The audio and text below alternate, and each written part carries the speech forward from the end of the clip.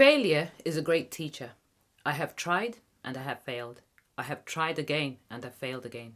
Ever get to a point where you feel like life just sucks? I mean, what's the point? For me, many times. Until I realized this, however much failure sucked, it could be my friend. It was important for my life journey. You will get a bad report one point or the other. Everybody, doesn't matter how successful you are, will experience it at one time or the other. Failure, disappointment, and rejection. I learnt that the report itself was just a report. It's how I dealt with that flop that made the difference to my life. It didn't matter how successful I was apparently becoming. I learnt that you never get too big, that you are immune to fail. You see, there's a tendency to sort of work to avoid failing and focus on trying to succeed. That in itself is not a bad thing. In my view, however, unless you're willing to put yourself in a position to fail, you'll never succeed at anything.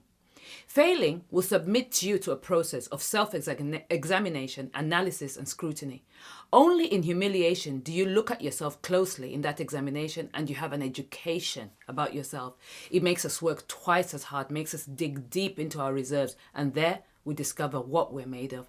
I think life cannot teach us much in success. Success has a tendency to make us a bit anxious because at times you find yourself looking around at all these things that you've done, but you're not entirely sure how you got there.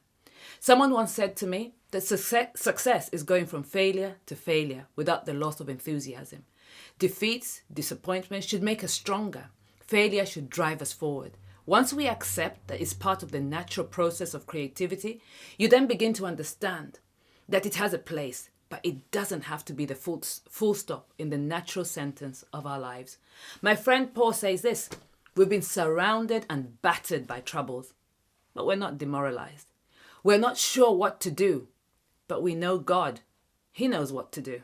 We've been spiritually terrorized, but God hasn't left our side. We've been thrown down, but we haven't been broken.